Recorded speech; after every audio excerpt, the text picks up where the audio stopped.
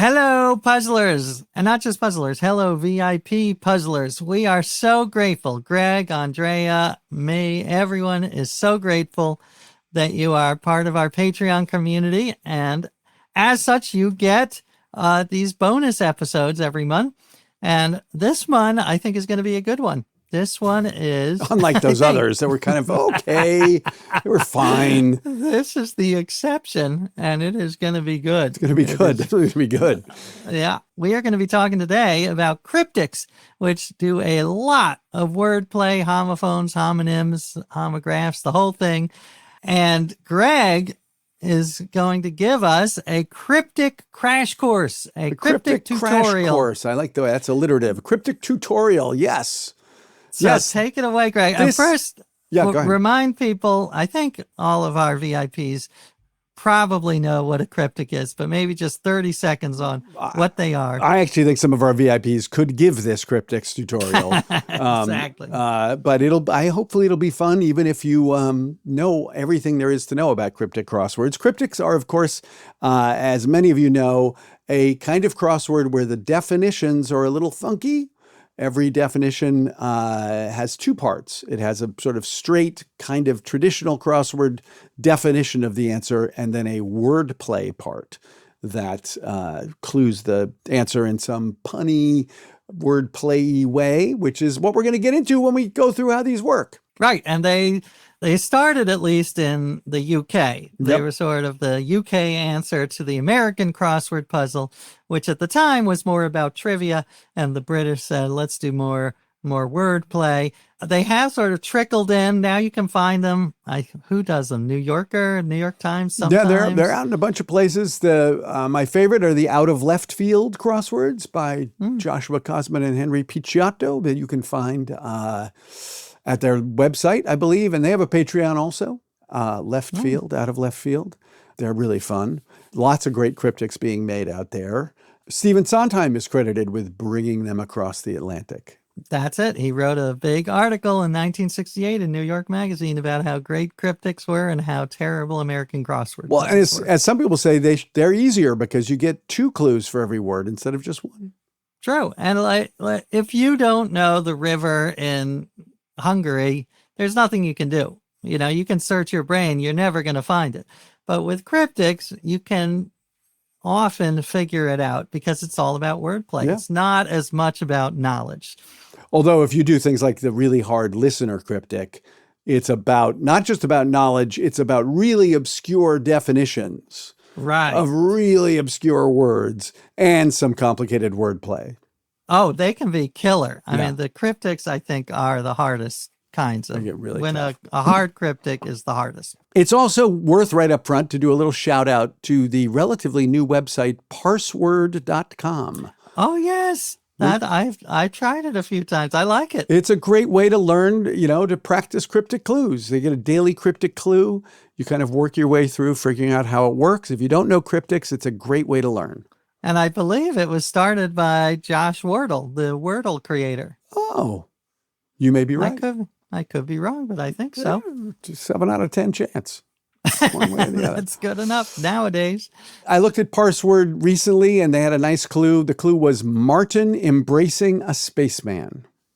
Martin embracing a spaceman. So first we have to figure out which is the definition. Spaceman. And this is a good place to talk about the general principles. Right. What I call the 3 laws of cryptodynamics. Okay, good. The first one is the clue appears to read as a sensible phrase or sentence.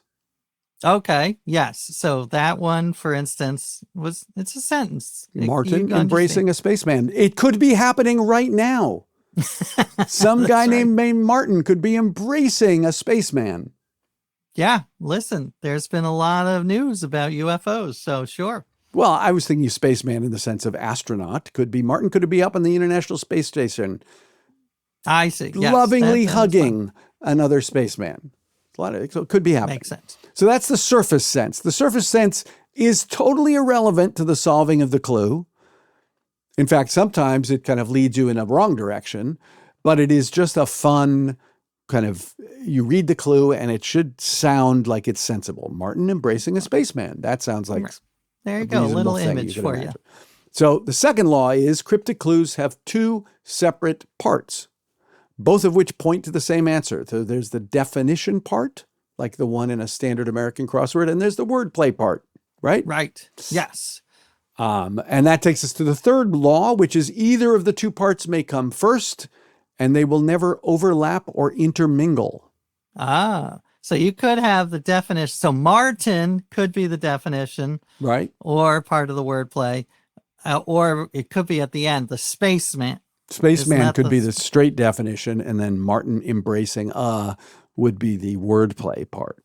Gotcha. Okay. So, but we don't know which. That's part of the mystery of a cryptic clue. Yep. And the trick at first is just to try to find the break between the two parts. Where is the definition? Where is the wordplay?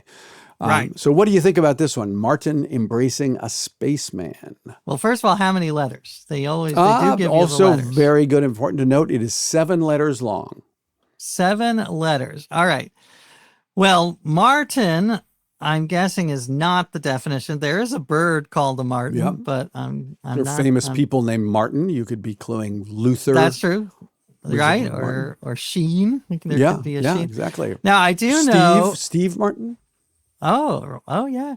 Well, I haven't figured it out, but let me talk through the fact that the word embracing is also a clue, because that is part of cryptics, right? There's all of these words that are hints to the type of wordplay you're about to encounter. Yes. Well, so the wordplay part often will include something that indicates what you're doing in the wordplay. So anagram, and there might be an indicator of that you're anagramming letters like drunk or confused.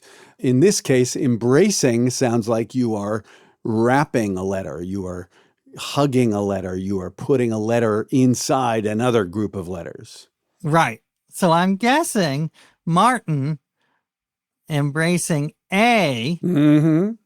So that means the A is somewhere in that word Martin. You stick it in the middle. And if you do that, you got Marte and put it together, you got Martian. Mm-hmm. And that could be a spaceman. Exactly. And that is, in fact, the answer to that clue. Thank you, Parseword, for letting me steal that clue from a little while ago, but it's that's a good one. It's a fun, straightforward. So there are roughly 10 different kinds of wordplay you might encounter. We're not going to get to all of them today, so we might have to do a follow-up episode, part 2 of the Cryptics tutorial. But I think the kind of wordplay will start. Well, do you want me to list all the kinds? Maybe I should just go for. Sure. First one. Go through them, and then we'll dig into each one. Or half. So of this and different people organize this list different ways. This is the way I put them together. All right. So here are the kinds I've got listed. Anagrams, where a word is anagrammed to make a new word.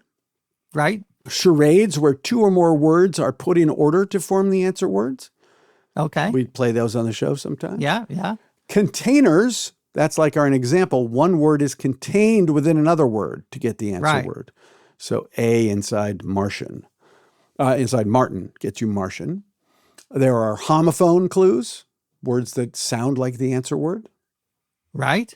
Reversals, words that are backwards to get another word. We just did an episode on those. And what's the word? What's the anadromes, word? Anadromes. Anadromes. Okay, very good. Anadromes. Deletions, where a letter is removed from a word to produce the answer word. So you could start with Martian, take out the A, and get Martin. Got it.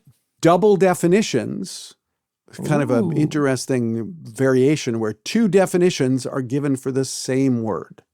Okay. And I guess we'll get an example of that later. Yep. And hidden answers, where the answer word is hidden inside a word or words within the clue. It's kind of a string of letters within the clue. Gotcha. And initialisms, which is a slight variation of that, where the initial letters of a series of words get you an answer word. You can also do the last letters, the first letters, second letters, right? You could do any of those to spell something out. Right. Not necessarily initial, but an ism nonetheless. Yes. And the last thing there's one last type of clue I'll get to, but you can also combine any of these things. You can have a charade with a reversal, right? There are ways to combine all of these. I will also mention, I mentioned out of left field cryptics. They have an excellent overview of how cryptics work and examples of all the types of clues on their website as well. So the other interesting type of clue is what's called the and lit, ampersand LIT period. I don't Short think I know for it. and literally, where the clue itself is both the wordplay and the definition. Well, give me an example I of knew that you were one. I going to say can't that. even imagine. I'm looking. Here's a very classic one. Terribly evil. 4 letters. Terribly evil would be vile. Vile. Okay. So that is both a direct definition for vile. Someone who is vile is terribly evil. Right. And as wordplay, how does it work? Well, you take, you anagram Yes. vile and you get evil. You're right. You anagram evil. So evil, terribly is an anagram Right. indicator. Make it terrible, mix it up, gets vile. So it's both the wordplay is terribly evil. Right. And the definition is terribly evil. Yeah. That reminds me of the GEGS, the scrambled eggs. Yeah. So though in that case, that is a wordplay only clue. Right. That is just a rebus. That's just a wordplay rebus. In this case, andlets are great fun when they work because you read it both as a definition and as wordplay. Another example of an andlet might be I, for one, am reflected. 5 letters. I, for one, am reflected. Oof, I don't know. I mean, Tricky for one, am reflected. So give me a hint. So I need a hint. It's a 5-letter word, and it's a charade and reversal combination. Ooh. So you're taking a series of things piece by piece. So I is the first letter. Okay. And then for one. So I, for one. For one, am reflected. So reflected is your clue to reverse some chunk of this. Oh, I see. Okay. So I, for one. Nope. I'm not getting it. Well, so you're going to, another for one could also be for example. So e.g. E.g. So you have I, and then you have E.g. A.M. for one and am, E.g. A.M. reflected. Image, exactly. I, for one, reflected. And gotcha. reflected. Right, so that's a way to make tricky. the word image in wordplay. And the definition, I, for one, am reflected, is a definition for image. Yeah. Not a great definition. No, well, to get an analytic clue to work, it needs to be a legit, a decent definition, good enough to work. And the fun is, oh my God, how clever that it's both wordplay and definition. By the way, and lit clues will always have an exclamation point at the end of them. Oh, interesting. Okay. A little warning that, hey, this is going to be really special. Okay, good. Another classic is outrageously angered! Exclamation point. 7 letters. Deranged. No, not quite. You got the right idea. You got an anagram. Deranged. Angered. Oh, enraged. Also, yes. Yeah, outrageously angered, enraged. All right, so let's go back to the beginning. We went straight for the hardest, most complicated kind at the end there. Okay. Play around with some anagram clues. As we mentioned, these always include, this is your solving tip, if you see an anagram indicator, or what's called an anagrind, kind of short for anagram indicator, anagrind, words that suggest, however obliquely, that you're rearranging the letters. Right. And there are a whole bunch. I mean, there are tons of them. Disorderly, misshapen, drunk, crazy, bad, wrong, repaired, terrible, fixed, shuffled, terrible, in motion, mixed, traveling, discombobulated, anything that suggests rearranging a bunch of things. You see that, and that's a, big flashing light. This is going to be an anagram clue. Right. Got it. So I got an example here, 9 letters. Ooh. And it is Tarnation, snarled the director of Pulp Fiction. All right. Well, Tarnation snarled might be the clue. Snarled might be. You've spotted the anagram indicator. So it could be, well, the director of Pulp Fiction is Tarantino. Right. Oh, yeah. And then you scramble that and you get Tarnation. Yep. So, yes, Tarnation and Tarantino. Yep. And again, the surface sense works really nicely. Tarnation, snarled the director of Pulp Fiction. Just sounds like a description of something that happened on set. He uses a slightly more vivid words than Probably. Tarnation. Tarnation. He wouldn't use, what did we call those? Blunted curses? What are they called? We did a whole puzzle on them. Yeah. Where I can't remember. You say egad and zoons. Exactly. And Tarnation is one of those. It's like damnation, Tarnation, something like that. Yep. All right. What else you got? Another one of those might be inebriated pirates travel about. All right, so pirates is the word. Well, what's the anagram indicator? What got you? Yeah, inebriated.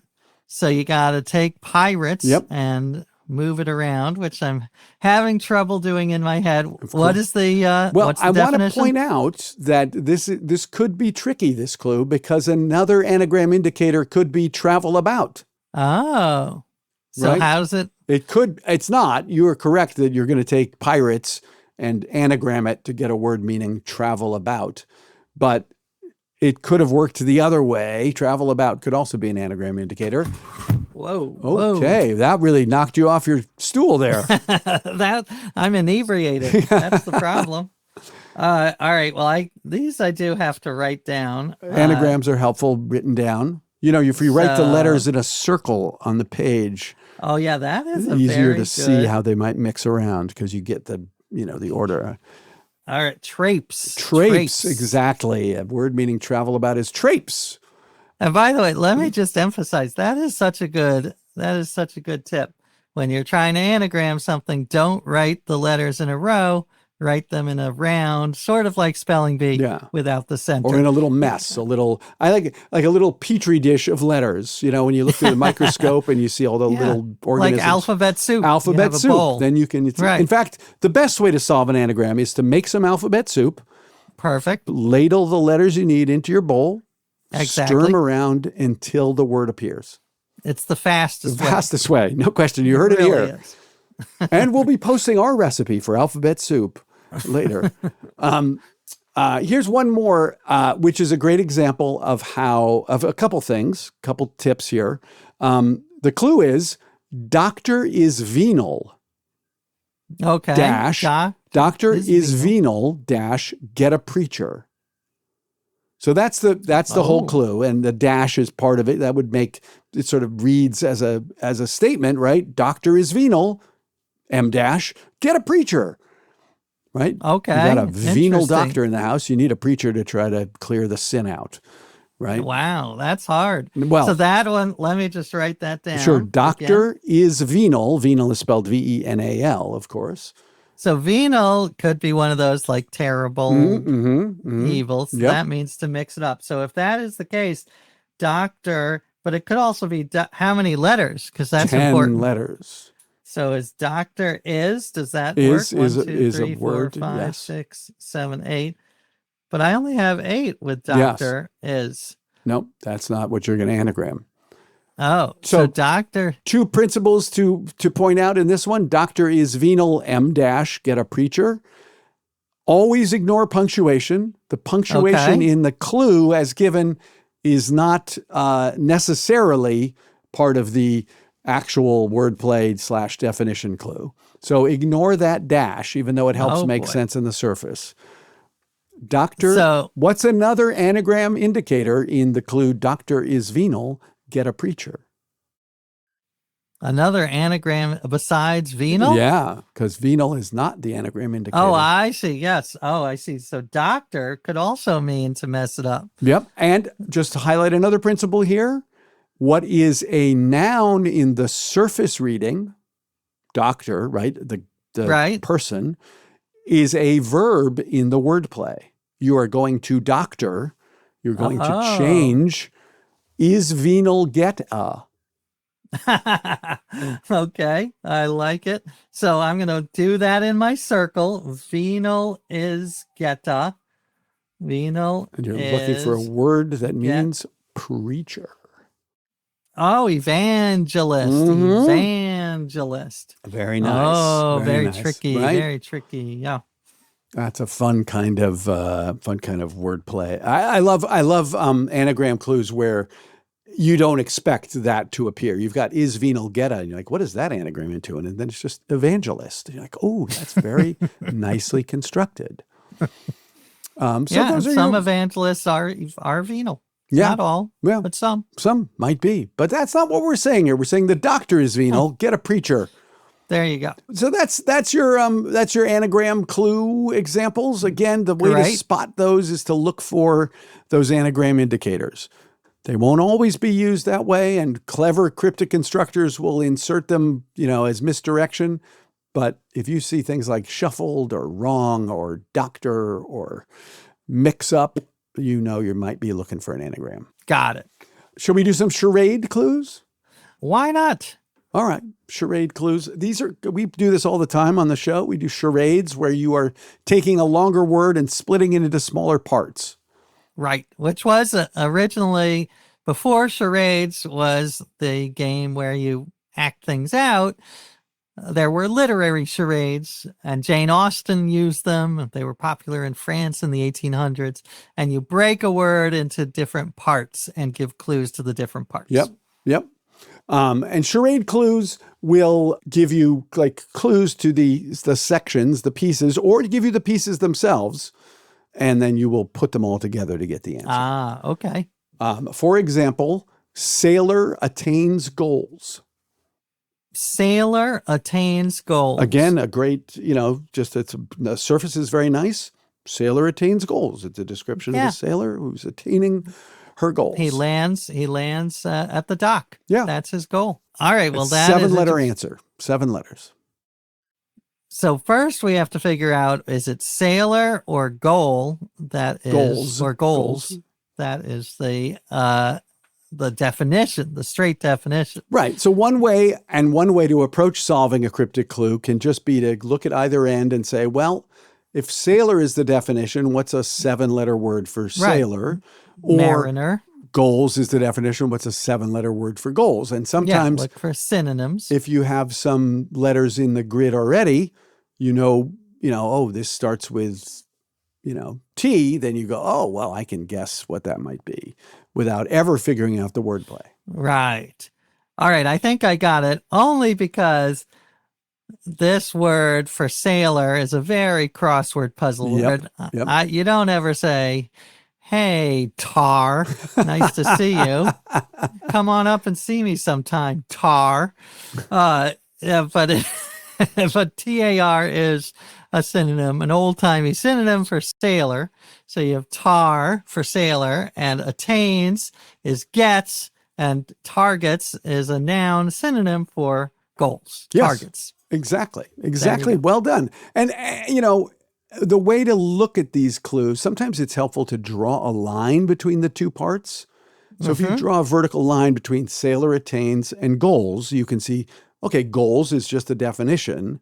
And then sailor attains can be converted into tar and gets. And that also, creates the answer. And sometimes on that parse words, they will tell you which is the definition. Parse words will give you the definition straight up, and then you work your way through. Here's another charade clue. Growth on the face must be sore. Then again, growth good surface on the face. Right? Yeah.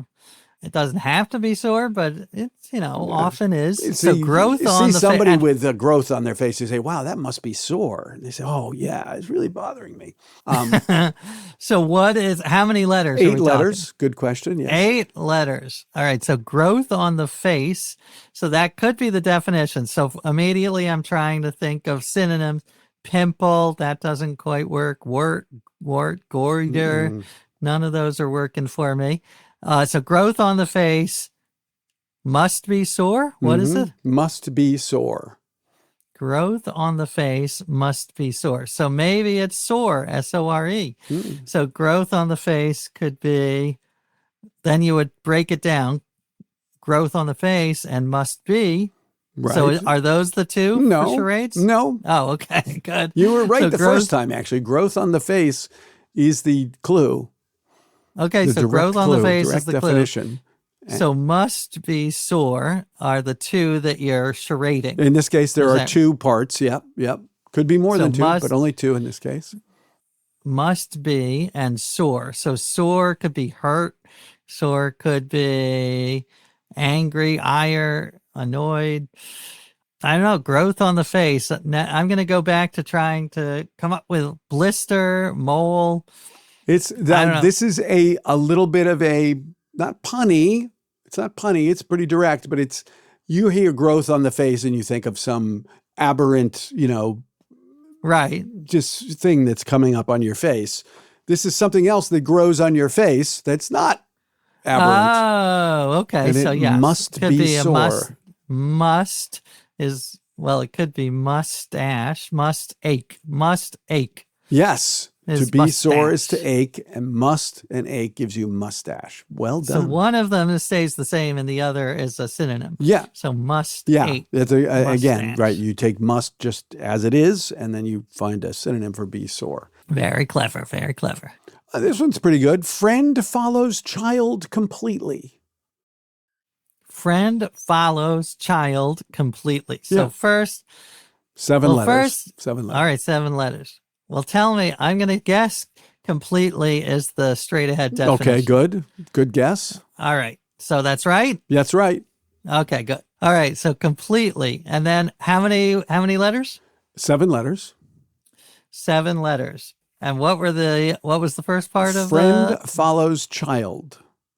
friend follows child. So friend, what's another word for friend? Maybe pal, bud, something like that. Follows child.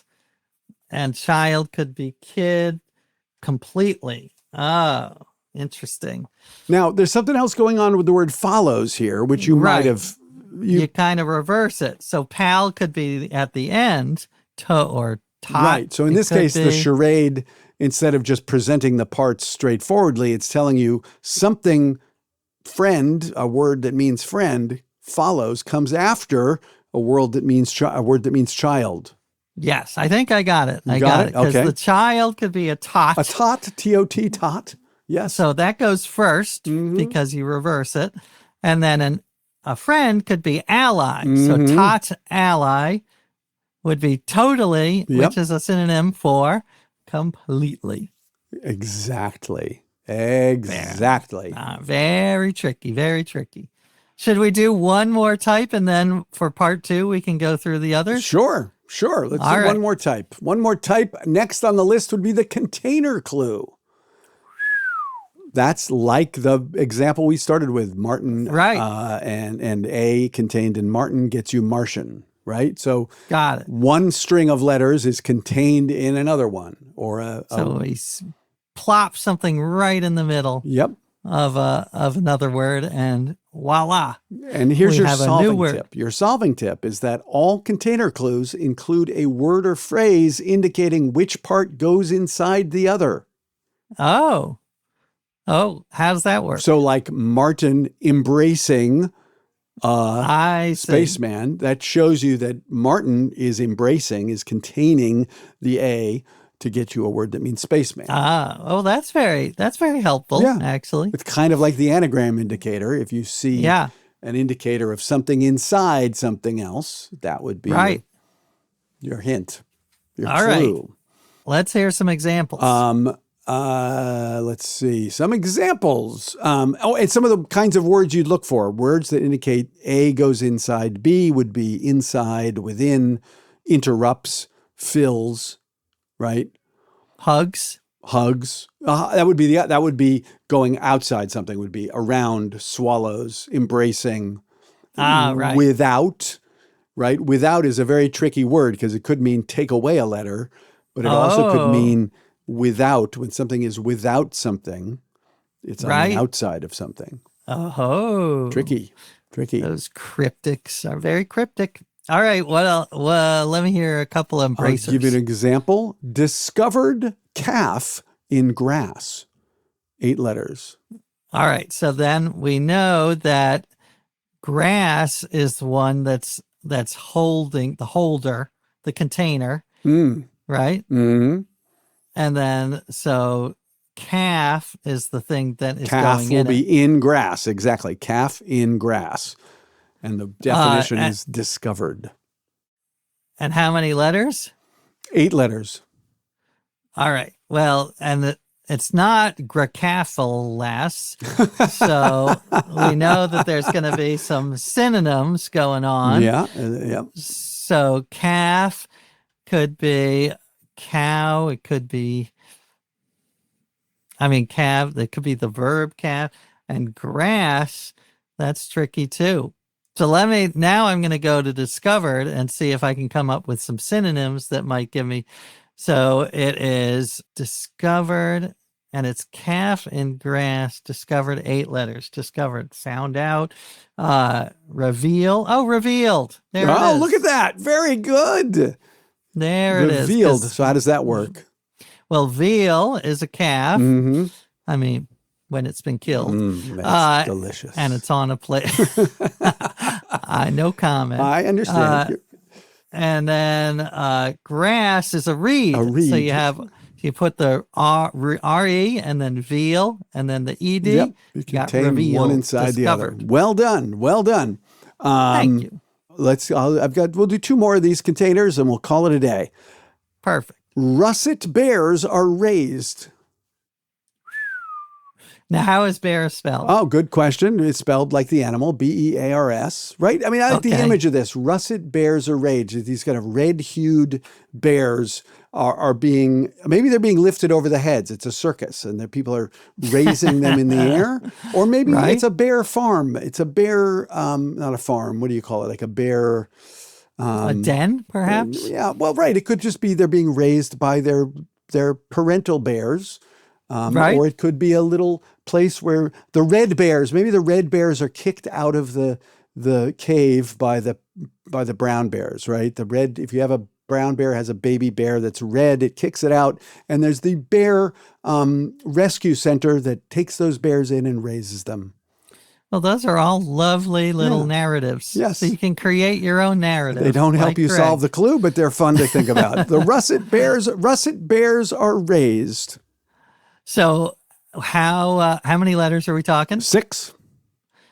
All right. So I'm thinking bears. Well, first we have to figure out which is the definition and which is the wordplay. Mm-hmm. So I'm going to say russet is the definition. Are you? Is that right? Are you? You can say that. You could certainly say that. Well, you got to tell me. Oh, I'm supposed to tell you if it's right or not. It's not right. Okay, good. Here's the other thing. Now, you have an advantage because you know that this is a container clue. True. So you know there needs to be a word in here that indicates something being contained inside something else. Right. And so I'm guessing, as you said, russet means red. Mm-hmm. So that would probably work. So red's going to be in the middle of are raised. So... and why is that? Oh, no, not are raised. Russet bear. So bear has to be in the middle. Russet. Red is in the middle of bear. Is that correct? Well, there's nothing that indicates to put red in the middle of bear. Right? That you would want to have russet held by bears. So what is this? What is the clue again? What are the words? Russet bears are raised. So you're saying, but this is one that's a container clue. Right. Because raised might indicate go backwards, especially if it's a down clue, right? So you want to go backwards. We're not doing that. So which of those 4 words indicates to put something inside something else or something around something else? Oh, I guess bear. Bears. I don't know. Yeah. To bear something is to carry it. Seems a stretch. Not at all. But it is. All right. A word for russet, bears, right, are, A-R-E, right, to get a word that means raised. Okay. So russet bears are raised. So red could contain. Red, so you want bears, red carries, red contains A-R-E. Right. To get a word that means raised. Raised. So reared. There it Reared. is. Exactly. Reared. Red Hey, bears all are right. to get reared. See, for me, that I'm more annoyed by that than I am pleased. I'm Oh, like, I'm sorry. perfectly legitimate. Something All bears right. something else. Like embracing Yeah, bears I carries. guess. All right. Maybe it's an acquired taste. I'm starting to like them a little more, but Okay. I still get annoyed by the stretch. All right, what else you Last got? one. Last charade clue. Container clue. Hospital residents make knots in trousers. Hospital residents make knots in trousers. Okay, great. And how many letters are we 8 talking? letters. All right, so in, I believe, is the Is a container. container clue. You like that much better than bears. You like in. It's very straightforward. Yeah, Something it goes makes in sense. something else. Exactly. That makes sense to my literal mind. Okay. All right, so, and what, remind me Yep. I'll give the you the whole clue thing. again? Hospital residents make knots in trousers. All right, so in, uh, so something has to be inside trousers. Mm-hmm. And trousers, I do know, a synonym for that is pants. Pants. Good word. And Pants. Yep. yeah, pants is kind of making me think that patience Oh. has, Oh. so you have to put in, what was it? Hospital Hospital residents make residents. knots in trousers. Uh, Make knots. patient. Well, I mean, I got the answer. I'm just trying to figure Right. out. How does it work? Make knots would be to tie. Oh yeah, so tie. So pants. You put tie inside of pants. You got patience or patience. Right. And if you've tied your tie too long, you're going to put it inside your pants anyway. Exactly. Hospital Another. residents Right. make Well, knots in that yeah. trousers. There you go. So that one I like better. I Okay. like that better. Good. I'll make a note. Likes that Yeah, one better. just Perfect. keep me away from the bears. No more bears not for a fan. you. Very good. Very good. Well, you got the idea. We got through 3 of the 10 or so clue types. Very good. That's what I like about the cryptics. They're very clever. And I think it's a kind of puzzle where it gets more and more fun because there's that initial that barrier where you have to learn the words. You have to learn like that drunk means mixed up. Yep. And you have to learn that bear means within. But once you sort of master the language, then it becomes a very fun puzzle. And you learn very quickly to ignore the surface reading, right? I see Tarnation starred the director of Pulp Fiction. I'm like, I don't care what that describes. I'm not going to imagine, Quentin Tarantino running around swearing on the set of his movie. I'm just going to look at it and look for ways to parse it so that it breaks into pieces. Well, except you like to make narratives out of the straight. Well, I'm enjoying doing that all the time. Yeah, absolutely. Absolutely. But I know to solve, I need to ignore that. I need not even. Right. But look, the best cryptic clues make you chuckle when you read them. Like that one about Quentin Tarnation, snarled the director of Pulp Fiction. I kind of laugh. I'm like, what? He would never say that word. That's a ridiculous image. And then you go, okay, now let's break it apart. Thank you, Greg. That was an excellent intro to cryptics, but there's lots more. I think we need to do a part 2. So look out for that soon. And of course, we are so grateful that you are part of our Patreon community. We love it. Please join us for more videos, and we got our newsletter. And if you are in the VIP, the paid tier, we just had a blast at the first Hello Puzzlers game night, and it will not be the last. So please join us for that, and thank you again.